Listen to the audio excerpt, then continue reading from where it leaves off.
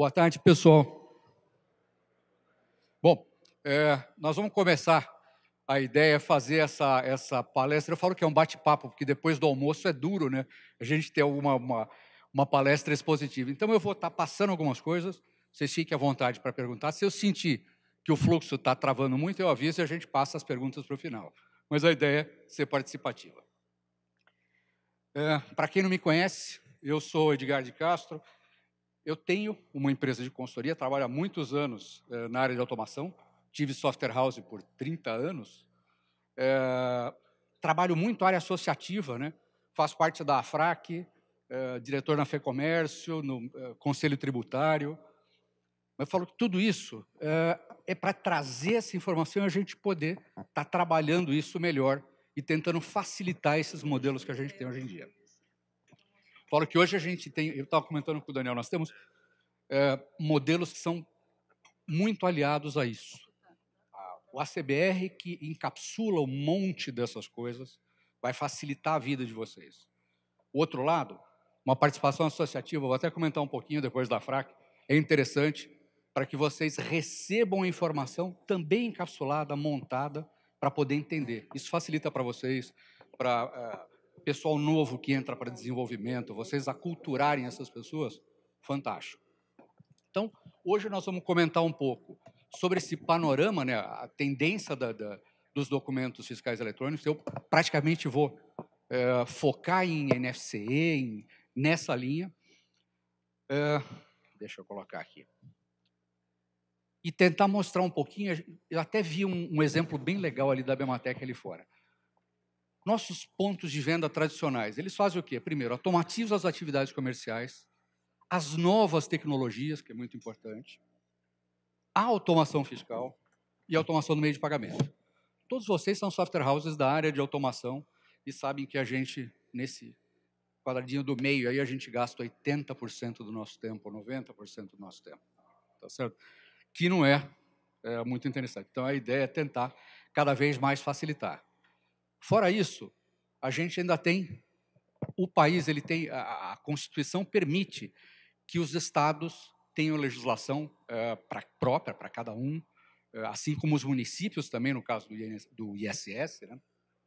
Então, nós vamos ter várias tecnologias fiscais. O ECF que veio, o NFCE, o SAT, o MFE, que é um SAT-like do Ceará, para quem não conhece, é basicamente o SAT, com algumas características de hardware e uma grande característica de software, que é o núcleo integrador. E não coloquei mais uma caixinha aí, mas deve aparecer mais uma nesse caminho. Logo, logo. Fora isso, o que acontece? A gente tem... qual a problemática nossa? Além da gente ter que entender do que é o modelo, o que é a legislação, etc., nós temos que saber como aplicar isso nos vários sistemas operacionais, nos vários equipamentos, em arquiteturas diferenciadas, mono, multi, mobile, tá certo? E agregar isso tudo a essas tecnologias fiscais. Então, ideal, o uso de algumas tecnologias que podem estar encapsuladas, melhor coisa do mundo. Vamos conversar um pouquinho sobre o que é, como está distribuído a parte de automação no país. Esse mapa, eu estou usando fonte, o mapa da AFRAC. Vocês vão ver, de início, uma sopa de letrinhas, né? Porque você fala, poxa, peraí, estou vendo que o verde, ele permite um ECF, permite um NFCE, tá certo? E eu vejo que a Bahia tem ECF 85, NFCE e PAF-SF, mas, poxa, lá na Bahia eu não tenho que colocar só o NFC? Sim, hoje sim, mas existe o legado. E os estados, na sua grande maioria, não revogaram legislações. Isso é uma coisa que a gente pede muito para o pessoal de secretarias de fazenda, para que a partir do momento que eles migrem de tecnologia, eles passem a revogar as legislações anteriores. Então, um exemplo disso, eu dei o exemplo da Bahia, por exemplo, se você tem um ECF em uso em algum estabelecimento, o software que tem que rodar lá tem que ser um software PAF-SF. Até o pessoal fala, puxa, mas eu não mandei mais para registrar, ninguém falou mais nada. Não falaram, mas se você ligar para lá e perguntar se você tem que registrar a tua versão mais nova do PAF para rodar naquele ECF, eles vão falar que tem sim, encaminha para a gerência fiscal, a documentação solicitada e etc. Então, infelizmente, a gente vê esse mapa mais rebuscado para poder tentar entender, né? Grandes diferenciais aí nesse modelo. A gente está vendo, por exemplo, Minas Gerais, com o ECF e com o PAF de Minas, que é um PAF mais simplificado, mas que está aderindo ao NFC, já está em piloto. Eu já estou tendo os primeiros retornos de pessoal que está pilotando o NFC no estado, e eles falaram, olha, embora o software é novo, porque o autorizador, eles não estão usando a Cefaz Virtual do Rio Grande do Sul, eles estão usando um autorizador próprio, face ao volume, né?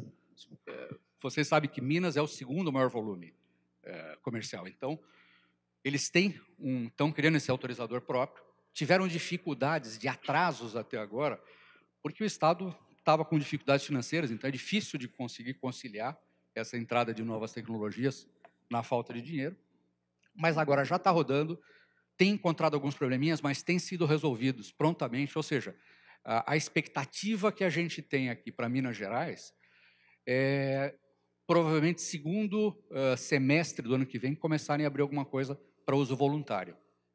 Então, são alguns dos pontos diferentes que a gente está vendo aí. Vemos estados que, por exemplo, têm já só NFC, é o caso do Paraná, de Goiás, Distrito Federal, próprio Pernambuco, que está ali com ECF e com PAF. Esse slide, eu não consegui atualizar ele no finalzinho, mas venceu agora, nesse mês, o último prazo de ECF. Então, teoricamente, está só na NFC. Temos Santa Catarina, nós vamos falar um pouco no final, né? Santa Catarina hoje é puramente ECF, 8501 como legado e o 09 como ECF em uso. E o PAF ECF, ou seja, é quem segura o modelo. Um ponto que eu comento de Santa Catarina, que é muito importante, embora Santa Catarina tenha ideias diferenciadas, próprias e etc., muitas delas são contra o movimento nosso de automação como um todo, eles têm um ponto muito interessante. É um dos poucos estados que faz auditoria de campo, eles fazem fiscalização e fiscalização com bom senso. Muitas vezes, ele chegou no cliente, encontra um problema no cliente, está vendo que não é uma sonegação, não é uma fraude, é um problema, eles notificam, dão um prazo, tá certo? Indicam solução para aquilo e vão cobrar isso depois. Então, eu acho que esse exemplo de Santa Catarina tem que ser seguido pelos outros estados para que a gente possa ter um amadurecimento como um todo desse cenário de automação. Mas estou falando isso só no modus operandi, não estou falando da solução. Dentro disso, eu até monto mais um slide aqui, dois na realidade. Um, que é os autorizados, quer dizer, eu vou colocar agora. O que eu posso pôr? Eu posso pôr o ECF? Na grande maioria, não. A gente está vendo aí, na grande maioria, eu não posso ter. O PAF ainda consta por causa do legado. E, basicamente, grandes diferenciais. São Paulo, tá certo, com o SAT. O Ceará com MFE. O São Paulo entrou nisso desde o inicinho, com o SAT, exatamente o problema era um estado que tem 40% do volume do país, 1 milhão de estabelecimentos. O que São Paulo comentava é, eu não consigo, se eu for passar 15 minutos em cada estabelecimento para fazer uma verificação qualquer, em todos os estabelecimentos, com o contingente de auditores que eles têm, eles levariam mais de 5 anos para fazer uma próxima visita, sem considerar o tempo de deslocamento de um para o outro. Então, quer dizer, o modelo que eles tinham antes era perigoso e por isso que eles quiseram usar um equipamento que controlasse o offline e fizesse a conexão com a fazenda dele. Então, a gente entende isso face às necessidades de cada um, aos modelos. Embora para nós, às vezes, é ter que implementar 2, 3, e é um problema.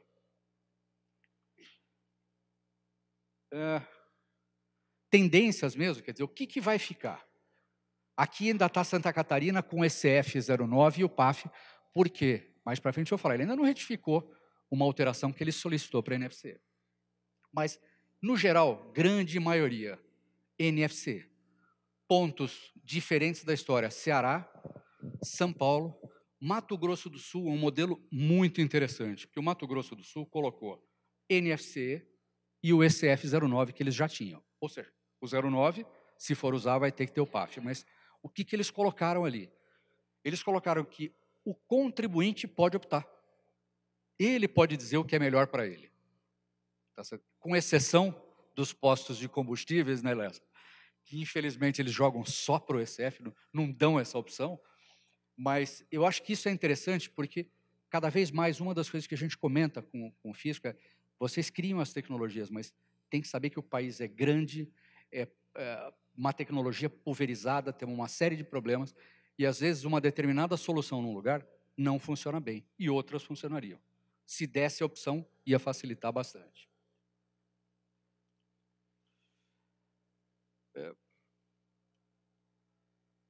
Outro ponto importante, TEF. Eu estava até comentando aqui. Vocês conhecem o TEF como uma obrigatoriedade, né, da transferência eletrônica de fundos, criada pelo ECF. Então, a maioria dos estados falavam: olha, põe o TEF porque é obrigatório e etc. Na realidade, o TEF vem muito antes disso. Estava comentando com o Daniel, o Lessa, que está aqui, criou um TEF em 1995, daí o Scope, que era o Scope da Itautec, tá certo? Foi contratado para fazer isso. E a ideia da ferramenta é exatamente facilitar o meio de pagamento. Hoje o que a gente fala, quando você comenta a TEF, o pessoal fala: ih, mas teve aquela história, desliga, liga a impressora, faz, eu vou ter problema com o fisco, eu não vou botar, eu vou tirar o TEF. Tirar o TEF, a gente está gerando um problema para o nosso cliente, para o contribuinte lá, porque qual é a ideia do TEF? Primeiro, facilitar a operação da venda, facilitar e eliminar a fraude na hora da conciliação eletrônica. Eu falo para vocês, eu utilizava a TEF com conciliação desde 1998.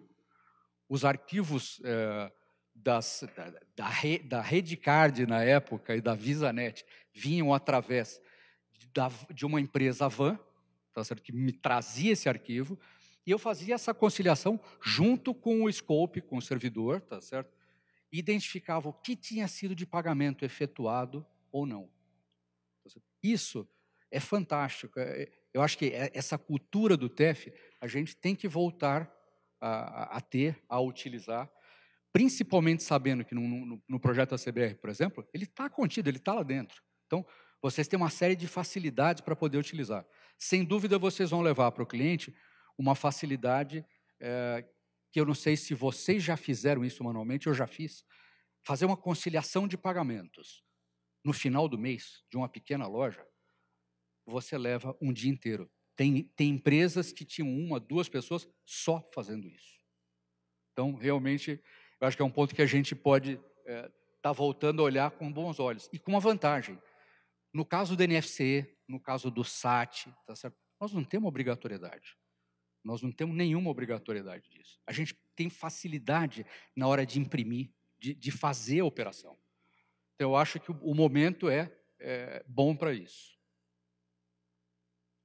Pessoal, se alguém tiver dúvida, alguma coisa, vai conversando para anunciar algo expositivo, tá?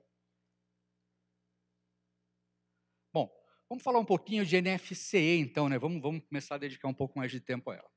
Primeira coisa que eu coloquei aqui é a definição dela, né? Só para ficar claro para nós. É um documento digital, tá certo? É um XML, a DANF, tá? Uma representação gráfica só da nota. Se baseou na NFE, num modelo super de sucesso, né? Tanto é que ela veio, se a gente for olhar ali, a origem da NFC foi o ajuste CNF 7 de 2005, que foi o ajuste que criou a NFE, e que aí foi agregando outras funcionalidades, e uma delas foi a NFCE. Mas, com o passar dos tempos, e a gente acompanhou isso junto com o pessoal do INCAT, nas reuniões que a gente tem de fisco empresas, eles tinham muita dificuldade de fazer alterações no ajuste da nota que atendessem os dois lados. Então, eles resolveram separar, ou seja, o ajuste CNF é um outro documento, e separaram a NFC no ajuste 9, 19 e os demais no ajuste 7. Está tradicional, aqui é mais para a gente estar dando o start, o contribuinte tem que estar credenciado na unidade federada dele para poder utilizar, ele vai receber o CSC, vai receber uma série de informações para poder fazer essa operação. Vamos ver como é que a gente está hoje, né? Quase, no total geral, quase 22 bilhões de notas emitidas, NFC, sucesso do sucesso, né?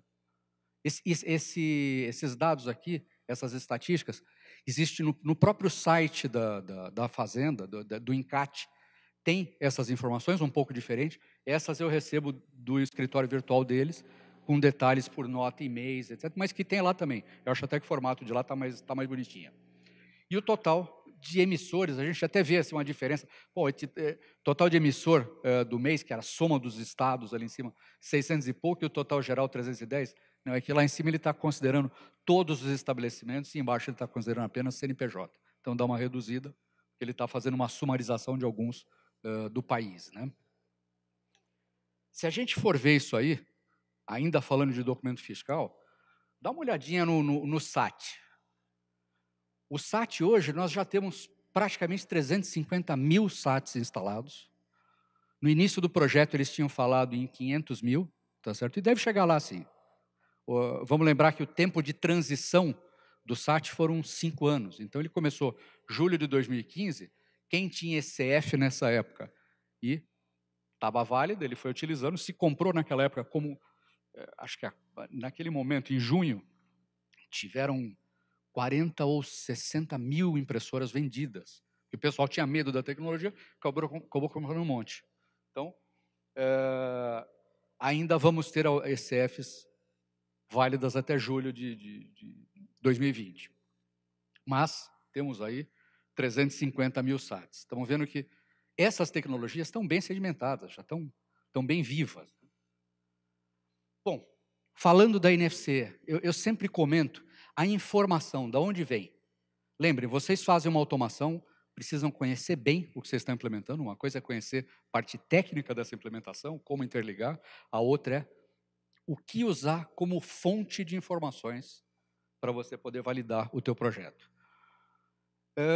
Basicamente, nós temos 2 portais, o portal NFE Fazenda Gov.br, que vai ter todas as documentações, notas técnicas, etc., e vai ter o site do INCAT, com uma série de outras informações úteis.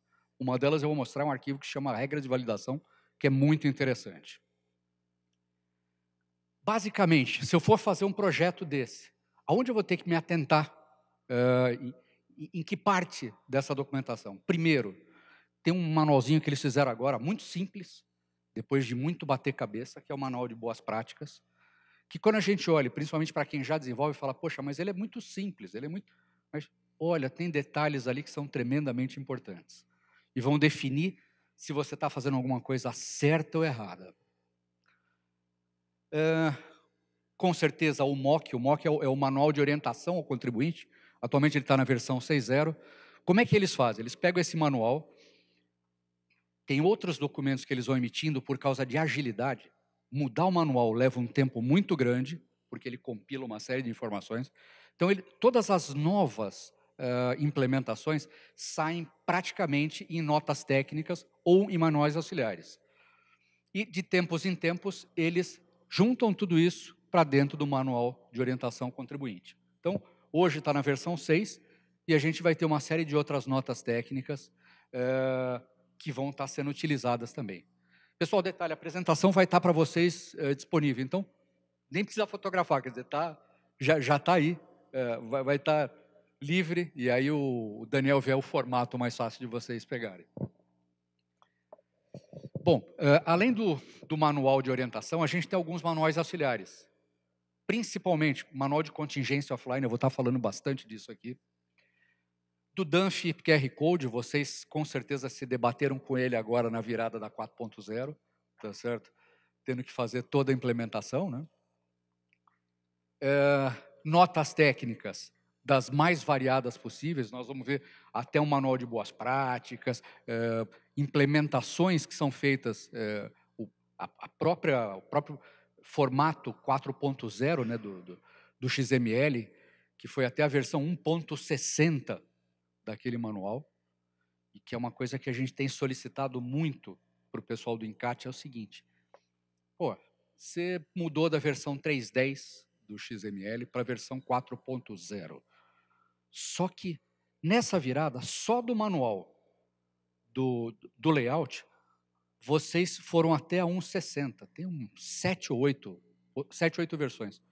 Por que não subversionou o número da versão? Ou seja, seria muito mais fácil se eles fizessem 4.01, 4.02, 4.03, 4.04, e dessa forma eles manteriam os servidores rodando a 4.01, implementava a 4.02 em paralelo, não pararia. Como um exemplo disso, eu tive um cliente, um grande cliente, que falou: eu quero colocar 4.0 lá em abril.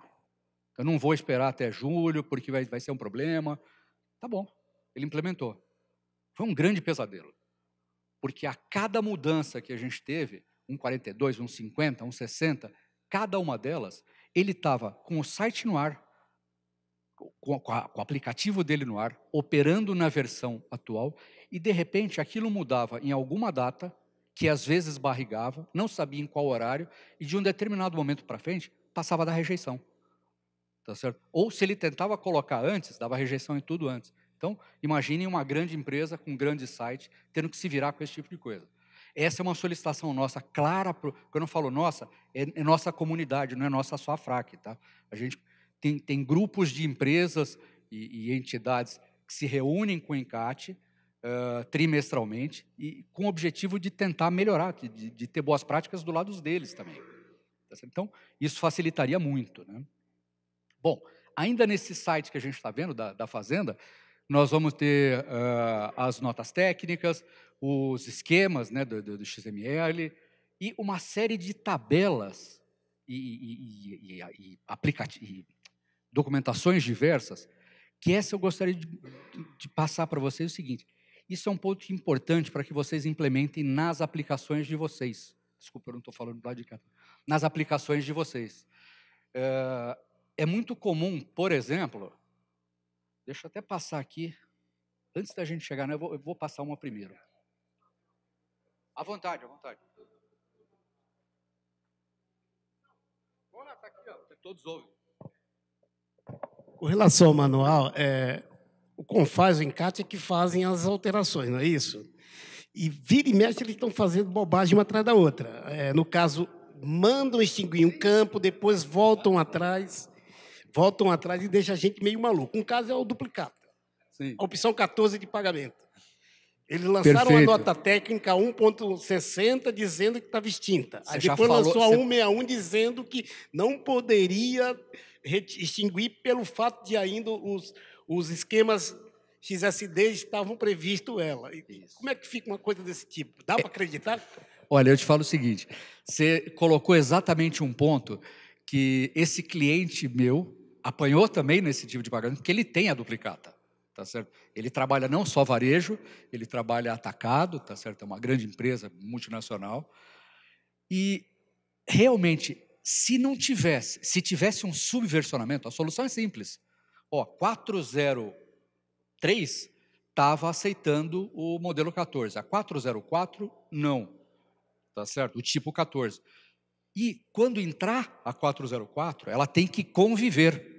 Se eu tiver os dois modelos no ar e eu informo, hoje a gente já informa no XML a versão que a gente está trabalhando, eu seria autorizado sem nenhum problema e poderia migrar tranquilamente. O grande problema é pegar o avião no voo, tá certo? Então isso eu concordo com você. E lembra, assim como a gente aprende com esse modelo, eles também estão aprendendo. Lembra, eles têm que preparar essa série de documentações, sempre vai ter um furo. Então, se a gente tiver um esquema para tentar resolver, tá certo? Isso, durante as implementações, seguro que todos aqui vão dormir um pouco mais. Concordam? Príncipe, dormir mesmo, porque a virada é sempre nos segunda-feira à noite, tá todo mundo desesperado aí, quando não é no fim de semana. Ou uma coisa que a gente sempre tem solicitado, jamais façam alterações de virada de ano. Porque senão ninguém tem Réveillon também. A gente já não tem noite, não vai ter Réveillon, né? Bom, se a gente pegar esse arquivo aqui de regras de validação, né? Esse arquivo está no site do INCAT. Pessoal, aqui está pequenininho porque não deu para a gente... ele é assim mesmo, é uma tabelona grande. Eu parei nesse estado no Acre aqui, tem mais 26 para lá, tá certo? Mas é mais para dar uma ideia para vocês do seguinte, esse arquivo, tem gente que me pergunta assim, poxa, uma nota 5929, né, que acoberta uma venda no cupom fiscal, que é o primeiro exemplo que a gente está vendo ali em cima. Não dá para ver, mas é isso. Ela está válida aonde? Então, de repente, está lá, ó, o Acre aceita, o Rio de Janeiro não aceita, tá certo? Vários outros estados vão aceitar ou não. Ótimo. Você precisa saber disso para poder tratar dentro da tua aplicação. Você não vai poder emitir, falar, eu vou emitir, está lá, o meu cliente é que se vire. Tá bom, tudo que você falar, o meu cliente é que se vire, eu garanto para vocês que ele vai fazer boa parte das vezes errado. E sabe o que ele vai fazer? Quando tiver um software mais user-friendly, ele vai trocar. Então, eu acho que essa é uma preocupação grande que a gente tem. Tá certo? Poder tratar a informação antes dela virar problema. Esse é um caso. Então, se a gente tiver essas regras todas, e é grande, é uma planilha grande, todos aqueles, dependendo da unidade federada, faz isso ou faz aquilo, está tudo aqui dentro, quem aceita, quem não aceita. Esse arquivo é um arquivo que chama Regras de Validação e está no site do encat.org. Então, bem interessante que vocês utilizem e passem a controlar isso dentro das vossas aplicações. Isso leva para esse conceito do boas práticas e que eles criaram um manual. Por quê? Vocês não sabem, mas existe uma tensão muito grande do lado de lá, da turma do governo, na realidade não é nem do pessoal político, é do pessoal técnico que cria esse documento, que cria a NFC, por exemplo. Eles estão vendo que tem algumas situações geradas por poucos, mas que podem botar o modelo à prova. Uma delas, quando a gente fala em boas práticas, vamos começar a ver aqui alguns exemplos. Bom, primeiro, respeitar as regras que estão no MOC. Parece simples, mas muitas delas não estão sendo respeitadas. Eu vou dar um exemplo embaixo. Ó, a emissão de NFC em contingência deve ser tratada como exceção, sendo que a regra deve ser emissão com autorização em tempo real. Pô, mas quando é que eu vou usar? Eu vou usar quando estiver offline. Não posso usar ela quando eu tenho um problema que eu fui tentar emitir uma nota online e eu tomei uma rejeição, então eu vou jogar ela offline para resolver o problema na boca do caixa e depois gerar um problema enorme com a DANF que saiu aquele cliente, ou com o documento que foi gerado, o que eu vou transmitir, tá certo? Então, são pequenos pontos. Esse manual, eu falo assim, ele parece pueril, cara, aquele negócio de coisa de criança, mas se vocês repararem nos detalhes, são detalhes importantes para a gente ter essa operação bem sucedida.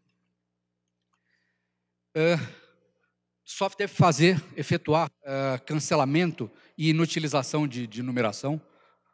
Parece simples, mas tem várias aplicações que não fazem isso. E deixam um buraco, parece um queijo suíço, a numeração do cara. O Estado olha isso da seguinte maneira, você não subiu o documento. Não subiu o documento, o problema é teu. Tá certo? Você está sonegando a informação, eu nem sei o que é isso. Outro ponto muito importante, validação prévia nos cadastros. O software de vocês, imagino, todos acabam fazendo mais ou menos o mesmo modelo, né? Você tem toda a parte de cadastramento, muitas vezes automatizado ou não, mas importante, a cada dado que entra, a consistência online dessa informação, para depois entrar para o banco de dados, é fundamental. Vou dar um exemplo aqui, ó.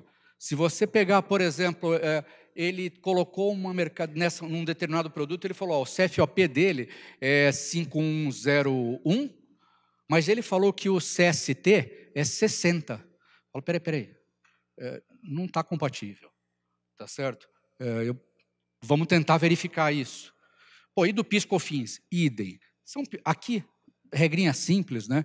Tem algumas, até, vamos dizer, tem mais do que isso, aqui é um exemplo só, mas onde a gente consegue ver a tabela de correlação do que é CST de uma empresa de lucro real para uma empresa do Simples. Então, tem o CSACN, tem o CST normal.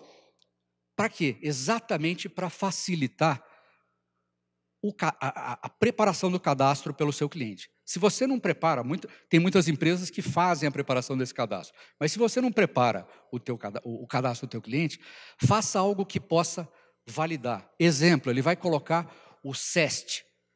O CEST que ele está digitando existe? O CEST dele é compatível com aquele NCM que está lá? O NCM que ele colocou é válido, é um número válido? Tudo isso tem que ser visto antes, porque vocês vão ver que a maior parte das rejeições na hora da emissão da nota ocorre nessa hora. E, por favor. Essa tabelinha não. Essa tabelinha eu peguei da internet, mas assim, na realidade, vamos lembrar que os nossos impostos, aqui é um exemplo de CMS, né? São regras de ICMS, vão estar em outras documentações de ICMS e às vezes regulamentações do Estado, que é pior ainda, né? O RCMS de cada Estado.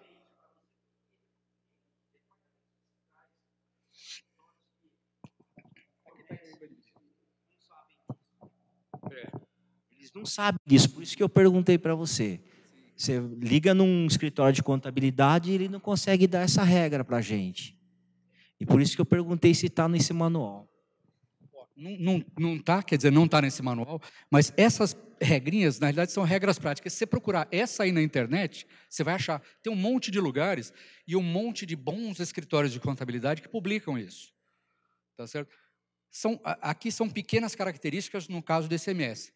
Você vê que eu falo do PIS e do COFINS, você vai ter isso para todos os tipos, para o PIS, para o COFINS, para o ISS, tem uma série de regras que você pode filtrar um pouco antes para evitar a dor de cabeça que é rejeitar essa nota na hora da emissão.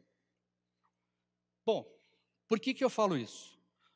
Porque aqui é um ponto, o Daniel e o Carlos me acompanham nas reuniões do INCAT várias vezes, e o fisco está tremendamente preocupado.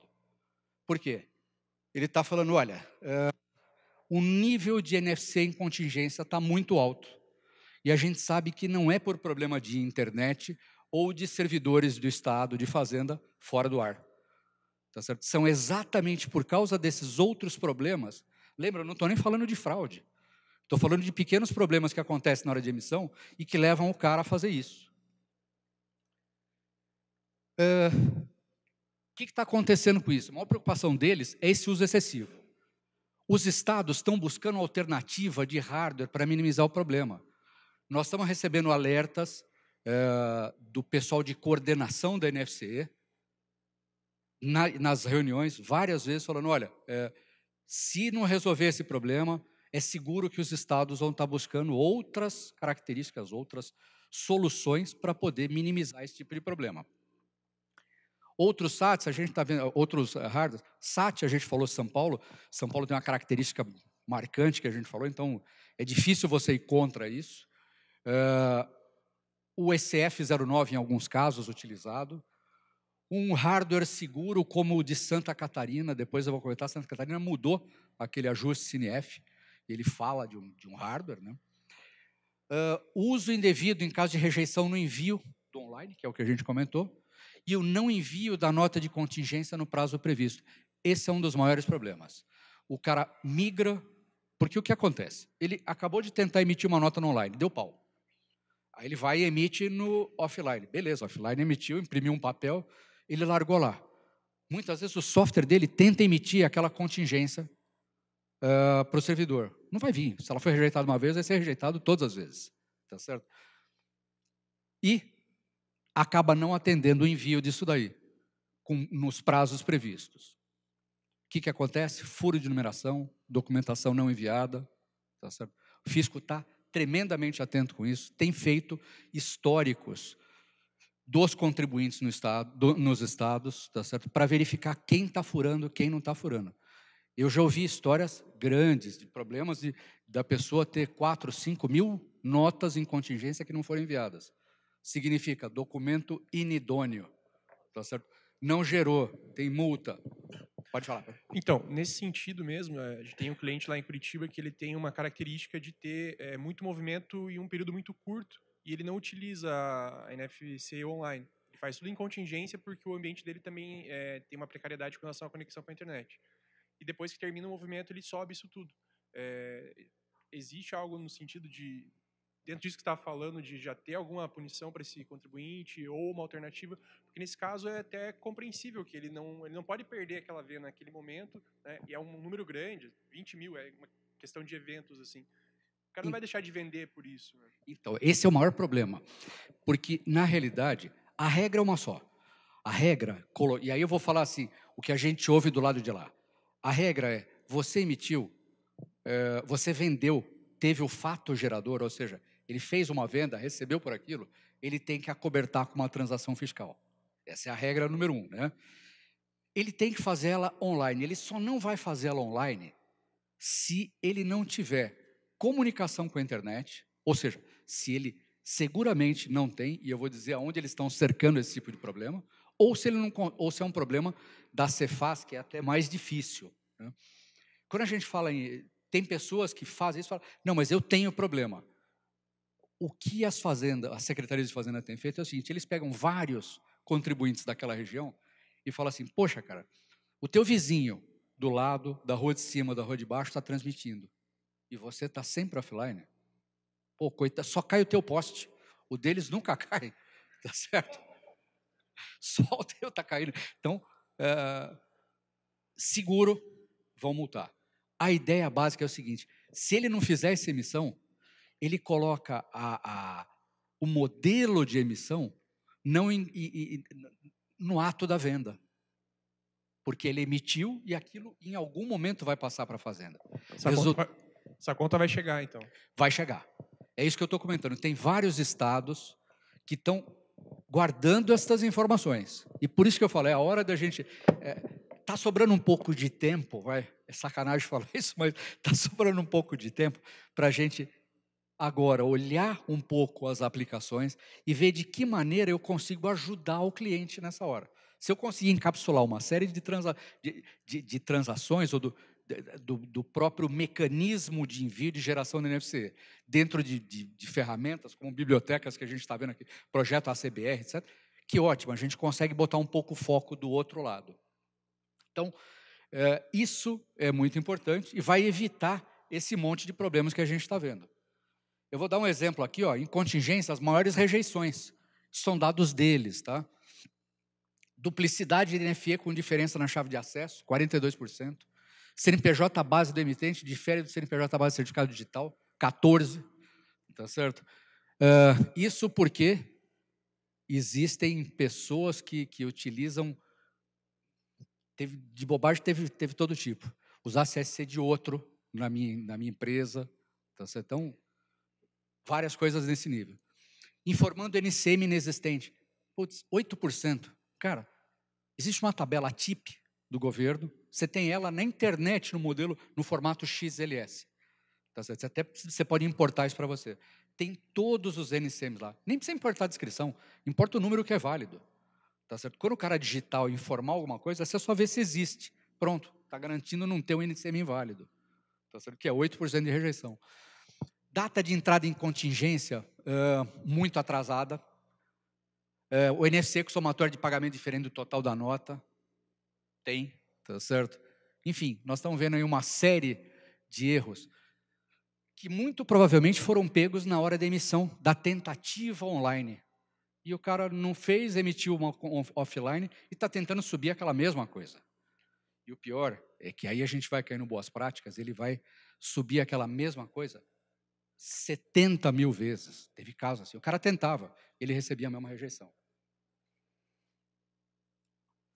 Bom, até aqui eu deixei claro o seguinte, né? Falei, voltei àquela... Vamos pegar a regra da contingência no ajuste CINEF e vamos ler um pouquinho. É só quando tiver decorrência do problema técnico. Não for possível transmitir ou receber a resposta de uma solicitação que eu mandei. tá certo? Tenho 3 saídas. Óbvio que cada estado vai validar um desses modelos. A primeira, eu vou gerar uma contingência offline, conforme um mock, etc. A segunda, eu vou usar um ECF, um SAT, para estar fazendo esse offline. E a terceira é o EPEC, né, o evento prévio de emissão em contingência, mas aí é um lado mais específico, onde o servidor da fazenda caiu, o servidor principal. São Paulo, por exemplo, tem um servidor aqui em São Paulo e tem um servidor em Campinas. Se caiu o servidor de São Paulo, que emite NFC, o de Campinas, ele está sempre ativo para receber EPEC. Eles podem até trocar de função também. Então, nesse caso, você pode usar um EPEC. O EPEC, em resumo, ele manda um resumo da nota, autoriza aquilo e faz o offline. Aí, você tem mais tempo para subir aquele arquivo. Você tem uma semana, né, as tais 168 horas para poder subi-lo. Bom, por causa disso, o que o fisco está colocando para 1º de abril aí? Nós temos aí, não é mentira, hein? Não é mentira, tá certo? Nós temos aí a NFC de contingência, séries específicas. O que ele está querendo dizer com isso? Isso a gente vai ter que implementar. É regra, pessoal, para 1º de abril. Quando você for emitir em contingência, você vai ter que utilizar uma série específica, do número 890 até o 989, que é o que está ali, né? A emissão deve ser utilizada exclusivamente 890 a 989. A reutilização em contingência do número da NFC transmitida com emissão normal é vedada, tá certo? Ou seja, eu fiz lá uma tentativa de online. Tem um erro, eu não posso usar aquele número lá no offline. Offline tem uma série e uma numeração própria. Eu vou dar um exemplo um pouco mais para frente para isso ficar claro, tá certo?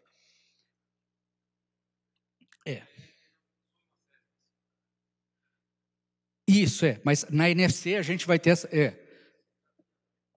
mas aqui você vai ver que os controles são pequenos detalhes, mas são detalhes que vão impactar essa operação. Exemplo, a inutilização da numeração do NFC emitida em contingência é proibida.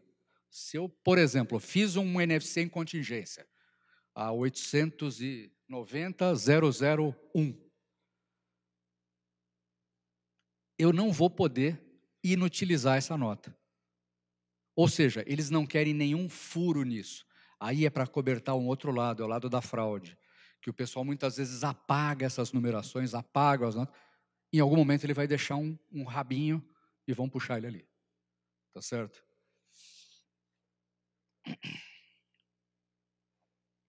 Então, nessa hipótese aí, né, em contingência será emitido devendo emitir em ordem sequencial, devendo observar quanto a séries o disposto no inciso 3, ou seja, eu trouxe o texto que está lá. Muitas vezes ler esses textos fica complicado, né? Pessoal, eu sempre coloco para vocês, a parte associativa, um dos pontos da FRAC que é importante, a DJ System é associada, é receber isso de forma mais mastigada. Não vem nesse linguajar de advogado e etc. Mas, ponto importantíssimo, constatado a partir do 10º dia do mês subsequente, quebra de ordem sequencial na emissão em contingência da MC, considerar-se-á que a numeração correspondente a esse intervalo se refere a documentos emitidos e não transmitidos. Entendam, vai ter multa. Tá certo? De algum jeito. Eu vou dar um exemplo aqui do que é... Estou lá, por exemplo, emitindo online. Emitia série 1, sequencial 51, beleza, no online. Série 1, sequencial 53, deixa 52 na cabeça, tá? Normal, beleza, mas, caiu. Eu vou emitir o offline. Estou na 900, emiti o número 10, número 11, número 12. Voltou online. Voltei ao 54 anterior, ao 55, caiu offline. Vou para o 903, ou seja, estou tendo séries separadas com numeração controlada. Nessa situação, a quebra da sequência só poderia ocorrer na série 1.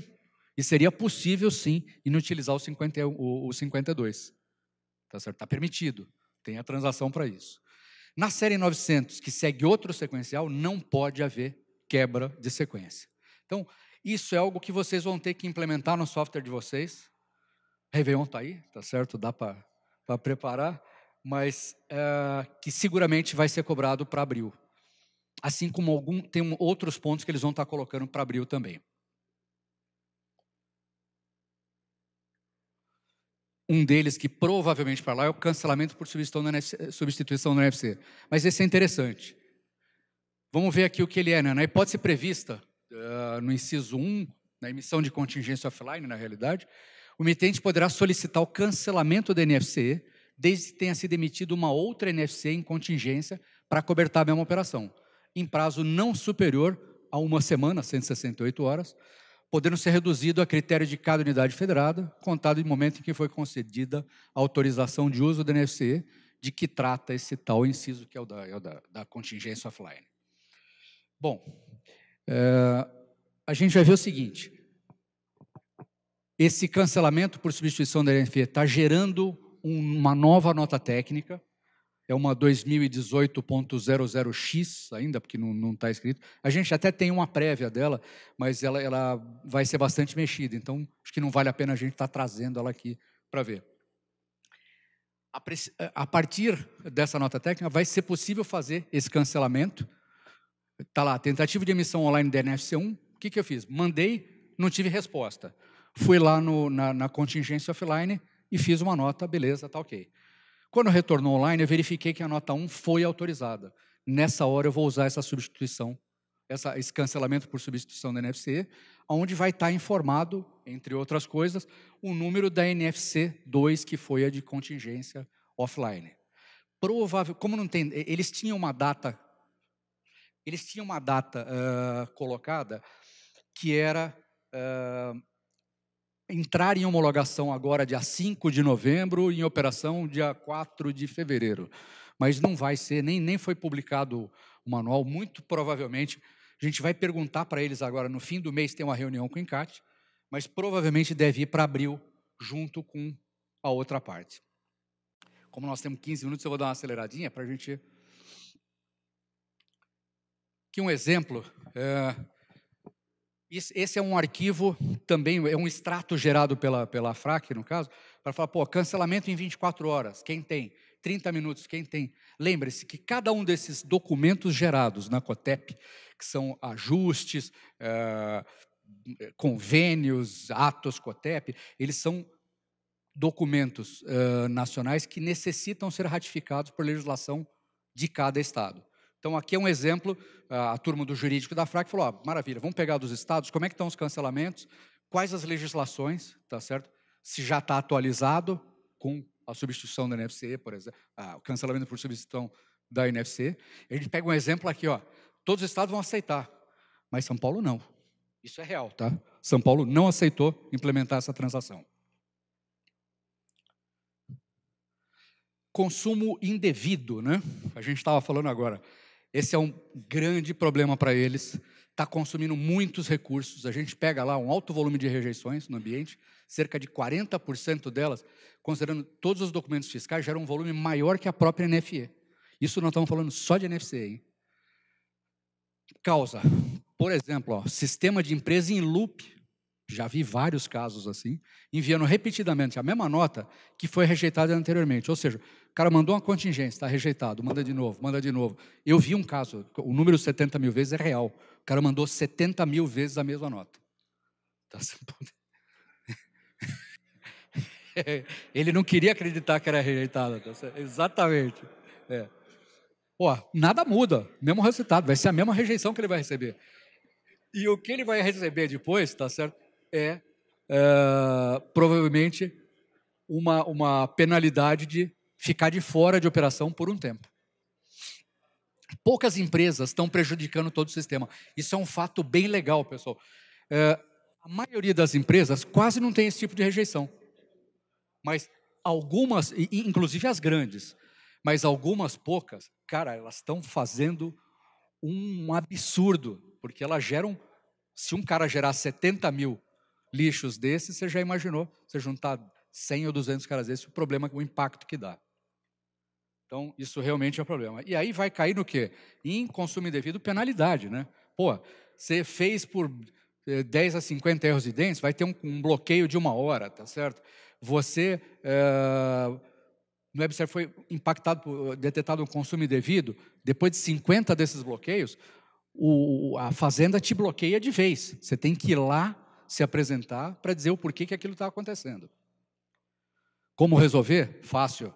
Temos lá, utilizar a documentação do portal, nota técnica 2018-002, que é de boas práticas, está sendo manual de boas práticas, e alguns outros, mas é aquilo que a gente falou, vamos certificar a informação que está entrando, cadastros e etc.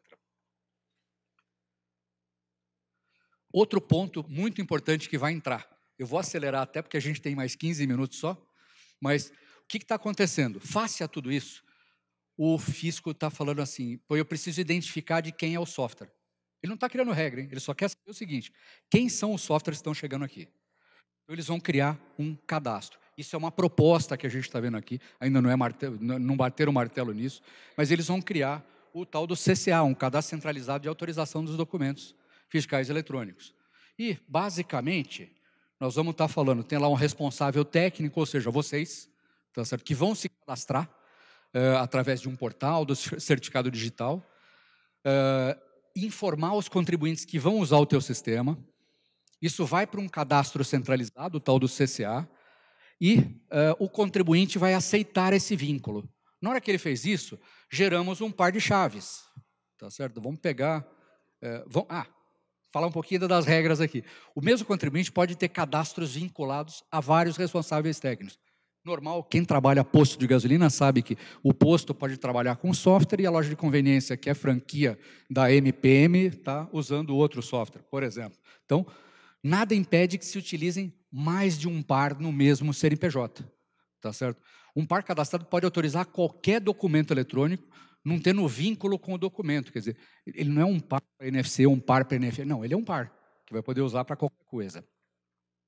O responsável técnico tem que ter CNPJ, possuir certificado digital e deve ser arrolado a todas as pessoas físicas do quadro social. Na realidade, isso é útil, eu acho que como comunidade de software, a gente tem sempre que pedir para que exista um responsável técnico por aquilo. É uma empresa? É, porque ela tem que estar, assim como eu sou uma empresa, você é uma empresa, nós temos que trabalhar nas mesmas condições. Tá certo? Aí a pessoa fala, poxa, mas eu sou uma pessoa física que desenvolveu. Desenvolveu para quem? Para a loja X do comércio? A loja X vai se cadastrar, ela é responsável técnica.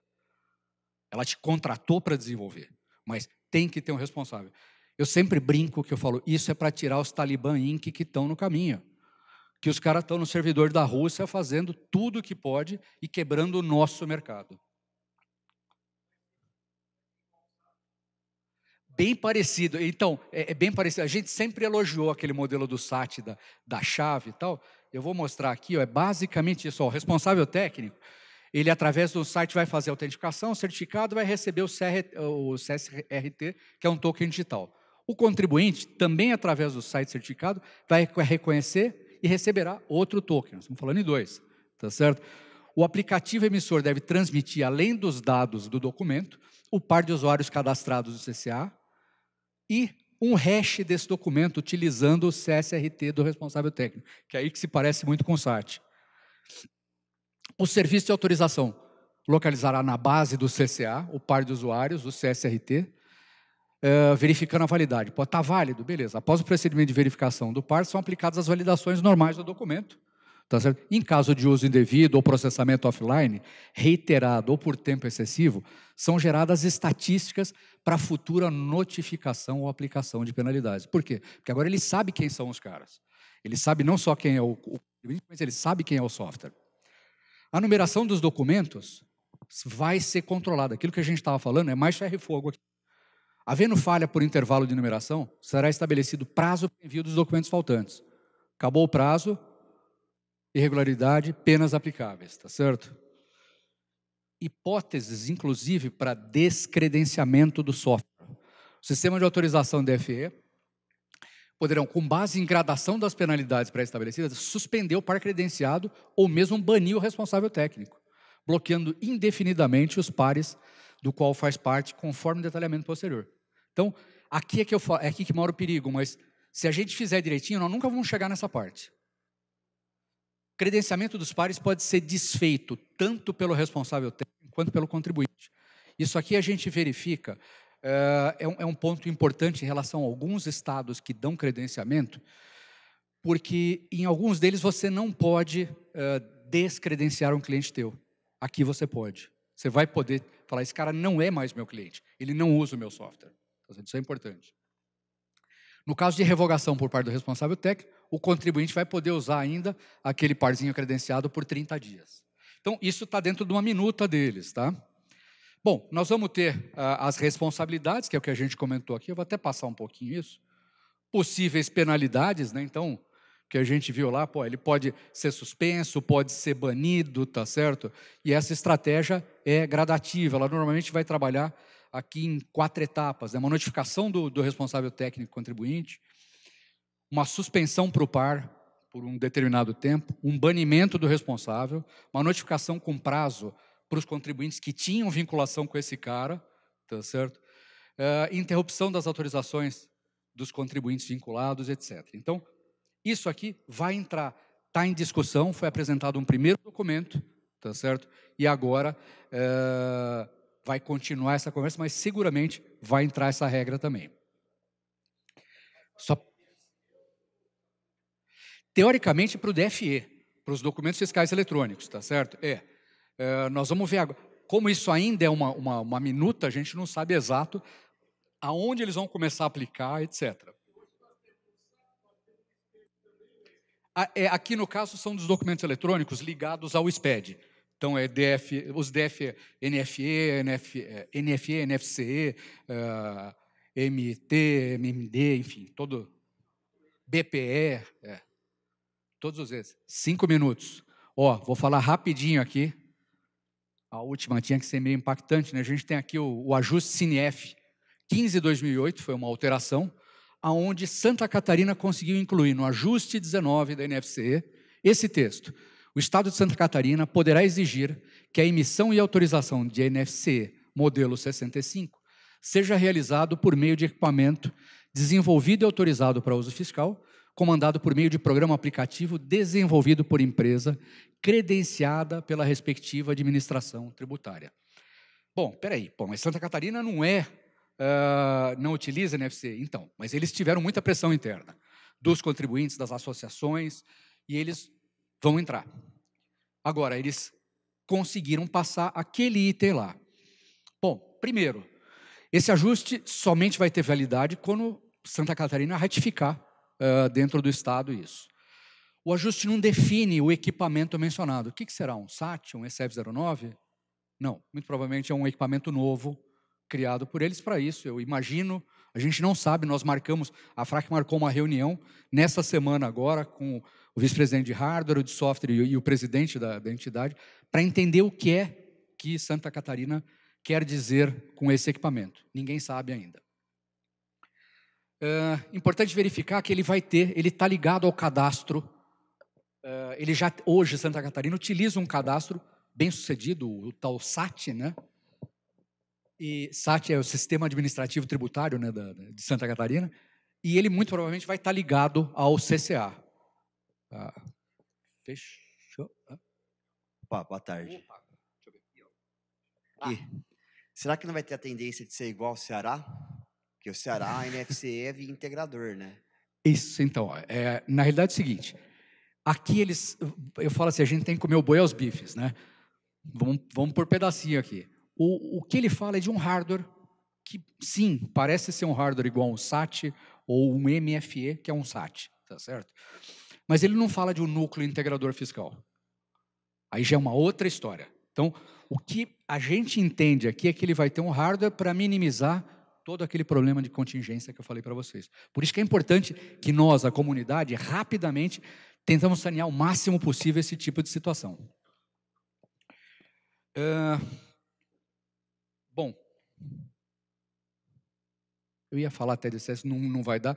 O que eu ia passar, está na apresentação para vocês, que é muito longo, eu ia passar um pouquinho até a parte, por exemplo, do PAF. A gente fala, pô, o PAF está válido, onde ele está válido, tá certo?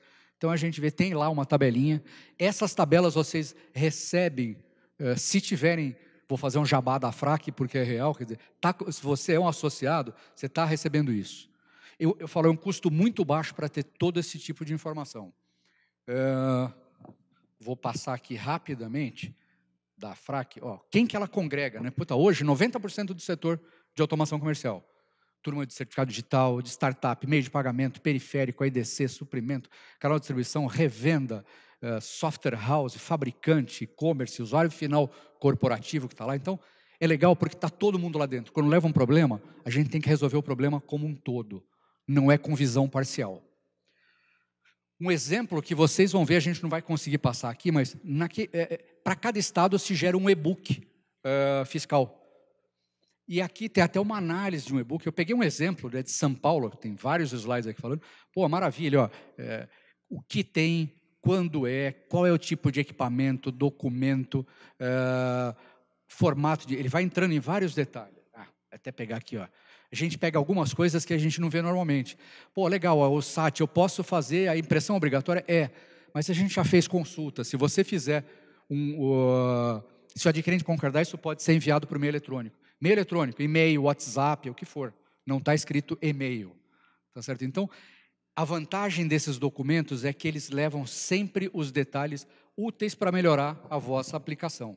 Aqui um exemplo, vai ter várias coisas, né? Regras de valores. Detalhe, a gente está vendo uma regra de valor, ela está naquela regra de validação, aquela tabelinha, traz essas informações. Bom, enfim, passar aqui. Aqui tinha até Esse material, por exemplo, é colocado num treinamento que a FRAC tem regularmente. Fechou o tempo. Inclusive, vocês têm acesso a isso também. Só ia finalizar aqui, rapidinho.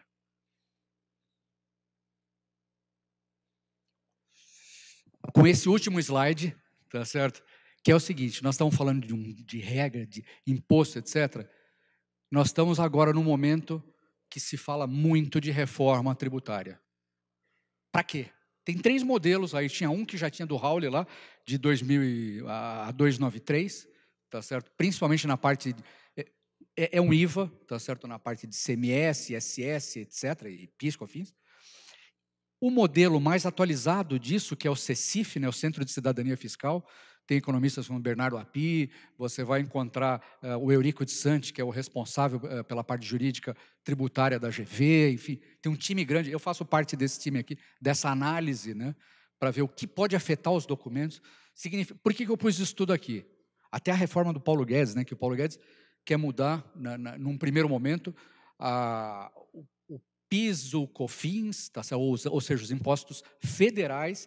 Ele quer substituir, uma das ideias é algo meio parecido, forma acumulativa de uma CPMF, né? Estão falando sim, não, mas é isso.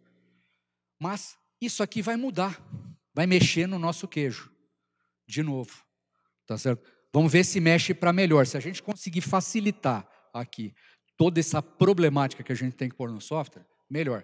Pessoal, obrigado, está aqui, ó, meu e-mail está aqui, puta, o que vocês precisarem, pode me mandar o e-mail, tá certo? Tranquilo. E vai estar disponibilizada essa aplicação. Acho que vale a pena a gente dar continuidade associativa é algo que interessa. Muito obrigado. Vou estar por aqui.